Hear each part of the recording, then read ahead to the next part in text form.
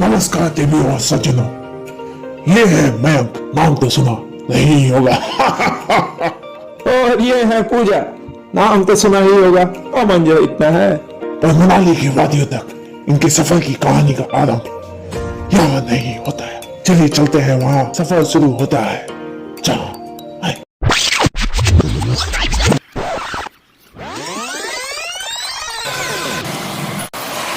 मनाली जाने के लिए आपको सबसे पहले अपने शहर से दिल्ली या चंडीगढ़ पहुंचना ही होगा। तो हम पहुंचे दिल्ली। काफ़ी रिसर्च करके हमने इंटरसिटी वॉल्वो बस बुक किया हुआ था, तो हम पहुंचे उनके लॉन्च पे। अगर आप चाहें तो उनके एसी वेटिंग लॉन्च में पहले से ही जाकर वेट कर सकते हैं। लॉन्च के पास से आपको पालिका निकेतन वो अपनी रिक्शा में भिजवाते हैं, क्योंकि भीड़ भाड़ होने के कारण से बस लॉन्च के पास नहीं रुक पाती। यहाँ आपके लगेज के लिए एक टैग दिया जाता है। मनाली रूट में स्लीपर बस नहीं चलती, तो ये भी एक सेमी स्लीपर बस है with leg support, push back facility, individual charging point, AC controller, water bottle and a wide window. Best part पर जो उनका है वो है कस्टमर सर्विस। 1-to-1 कस्टमर को अप्रोच करना, उनका कंसर्न लेना और उसे सॉल्व करना अगर पॉसिबल हो। They guarantee for arrival time and no delay. अगर सिंगल लाइन वर्डिक्ट देना हो तो I would say in this class intercity is best. 6 बजे की चली बस करीब 9 बजे रुकी साहिब मुर्तल होटल, जो कि एम्बियंस के हिसाब से 5 स्टार से कम नहीं थी। और इस वक्त हमें हाफ एन आवर का एक ब्रेक मिला था, जहां हमारी बस जो है साहिब होटल मुरथल में रुकी है, जो कि बहुत अच्छा होटल था। और अपने एम्बियंस के हिसाब से ये हमें जेन्युइन रेट पे भी लगा। अपने लुक और एम्बियंस के हिसाब से मेन्यू का रेट सच में जेन्युइन था।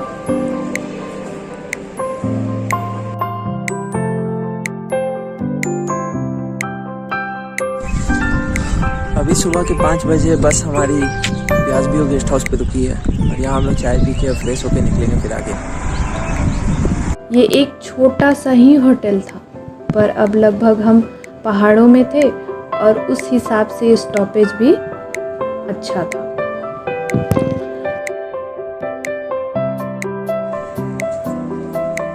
लोकेशन की खूबसूरती और ठंड का फील अब अच्छा फील हो रहा है। ठंड बढ़ गई है। बस के बारे में कुछ और बात कर ले तो मनाली रूट की किसी भी बस में टॉयलेट नहीं होता। अधिकांश बसें रात में ही चलती हैं, सो आपके टाइम का अच्छा यूटिलाइजेशन हो जाता है और 14 आवर्स का लंबा सफ़र भी आराम से कट जाता है। वैसे आपको अगर बस में वोमिटिंग लगती हो तो एंटी वोमिटिंग पिल्स लेकर ही चलना सही हो। बस में वैसे आपको vomiting bag and hand wipes भी दिए जाएंगे। पहाड़ों, मौसम और व्यास नदी की खूबसूरती को देखते हुए सुबह के 3-4 घंटे का सफ़र भी आराम से कट जाएगा। आपके रास्ते में 2 किलोमीटर लंबा टनल भी पड़ता है, जब आप फिर रात समझ के सो सकते हैं। फाइनली हम सुबह 8 बजे पहुंच गए मनाली के प्राइवेट बस स्टैंड पे। वहां से हमें जाना था अब मॉल रोड, जहां हमने पहले ही होटल बुक कर रखा था। वैसे तो हम सुबह 9 बजे होटल पहुंचे, पर रूम का वीडियो हमने रात में लिया था। रूम में वैसे सभी बेसिक फैसिलिटी थी, with a small but beautiful view वाली बैल्कनी। रूम में सेटल होने के बाद हम मॉल रोड पे ही नाश्ता करने निकले। साउथ में जाके नॉर्थ इंडियन और नॉर्थ में जाके साउथ इंडियन फूड खोजने की हमारी परंपरा को बरकरार रखते हुए हम पहुंचे बालाजी रेस्टो डोसा खाने। मॉल रोड के रेस्टो के रेट्स काफ़ी हाई है, जबकि ठीक पीछे के रोड्स में मेन्यू रेट रिलेटिवली चीपर है। नाश्ता करके हम करीब 2 आवर्स लोकल शॉप्स घूमे। मॉल रोड पे ही हमें कई गाड़ी वालों ने साइट सीन के लिए अप्रोच किया। सबसे रेट डिटेल्स लेकर हमने फाइनली एक को बुक कर लिया। मॉल रोड पे कई ट्रैवल एजेंसी के ऑफिस भी हैं। बेस्ट यही है कि उस टाइम के हिसाब से आप सबसे रेट डिटेल्स लेकर खुद कंपेयर करके बुक कर लें। हमने पहले दिन सिर्फ लोकल साइट सीन का प्लान किया और पहुंचे हिडिंबा देवी टेम्पल। कोविड और लॉकडाउन के डर से टूरिस्ट हर जगह कम थे और टूरिस्ट डेस्टिनेशन होने के वजह से वहाँ के लोगों पे इसका इफेक्ट साफ दिख रहा था। सालों पुराने और सैकड़ों फीट ऊंचे देवदार के घने जंगलों के बीच हिडिंबा देवी का 500 साल पुराना मंदिर मनाली का सबसे खास टूरिस्ट प्लेस है।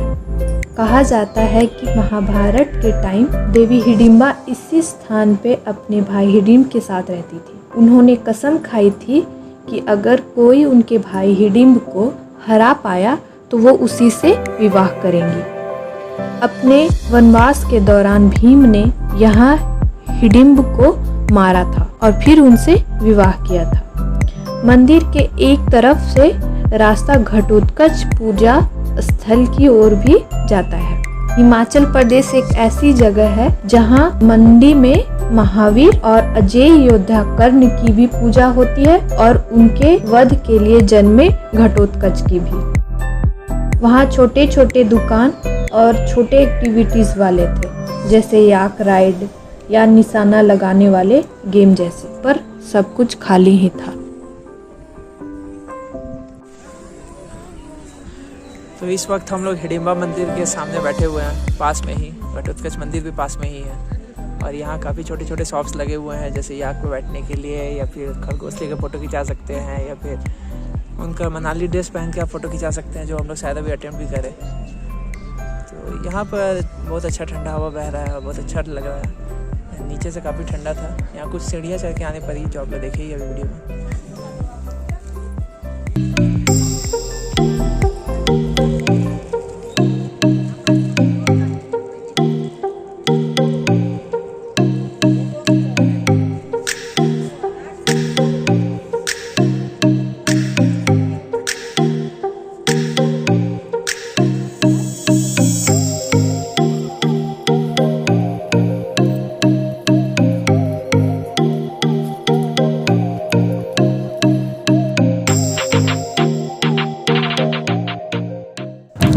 मंदिर के पीछे डूंगरी वन विहार है, जो वक्त गुजारने के लिए एक अच्छी जगह है। हमने मनाली ड्रेस ट्राई की।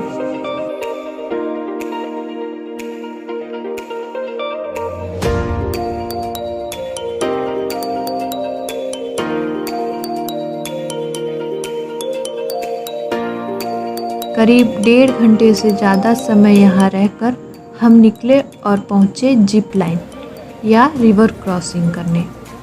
ये एक सस्ता इवेंट है, 150 to 200 पर पर्सन ही पड़ता है। ये करीब 10 to 15 मिनट्स तक चलने वाले इस एक्टिविटी में आपको बीच रिवर तक जाना होता है, जैसा देख रहे हैं आप, और वहाँ आपको काफ़ी देर तक वो ऐसे झुलाएंगे।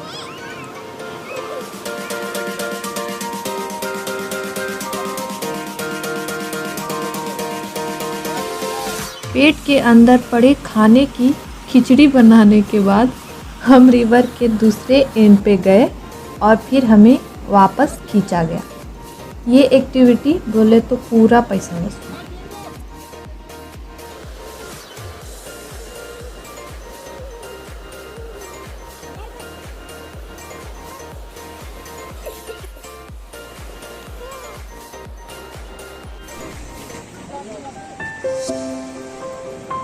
फिर हमने पास में ही एक छोटे से शॉप में गरम मोमो का लुत्फ उठाया। ठंडी वादियों में गरम मोमो या सूप मिल जाए तो फिर क्या चाहिए और।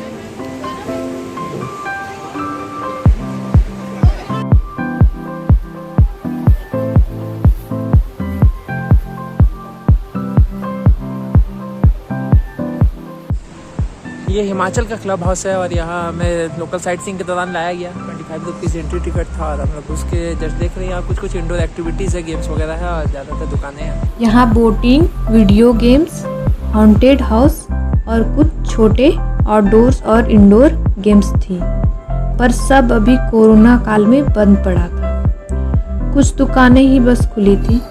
नॉर्मल डेज में ये अच्छा प्लेस होता घूमने का, पर अभी ज़्यादा कुछ नहीं था यहाँ।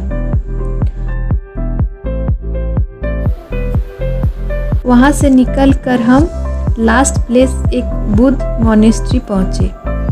ये मॉल रोड के पीछे ही था और होटल से वॉकिंग डिस्टेंस पे ही था। यहाँ बुद्ध भगवान की बहुत ऊंची मूर्ति थी अंदर, और फोटोग्राफी अलाउड नहीं थी। मंदिर की परिक्रमा कर कुछ देर हम यहाँ बैठे और फिर निकल गए।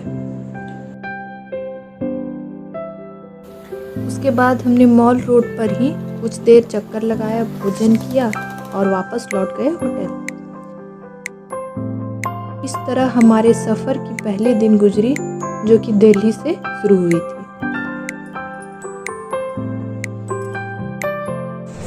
मॉल रोड में होटल लेना एक अच्छा डिसीजन था वैसे, क्योंकि आपने एक बालकनी वाली होटल ली हो और यहाँ से आपको रात में भी काफ़ी सुंदर व्यू देखने का नज़ारा मिल सकता है। हमने रात का डिनर बालकनी में बैठकर ही किया, होटल पे ही हमने खाना मंगा लिया था और ये अच्छा एक्सपीरियंस था। हो सकता है आप पहाड़ों पे अगर होटल लेते हैं तो आपको एक अच्छा व्यू दिन में देखने को मिलेगा, लेकिन रात में आपको शायद कुछ नहीं देखने को मिलेगा।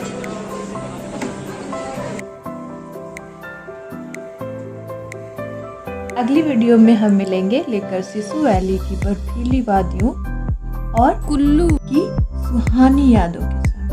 तब तक के लिए अलविदा। लाइक तो आपने कर ही दिया होगा, है ना? फिर मिलेंगे। बाय।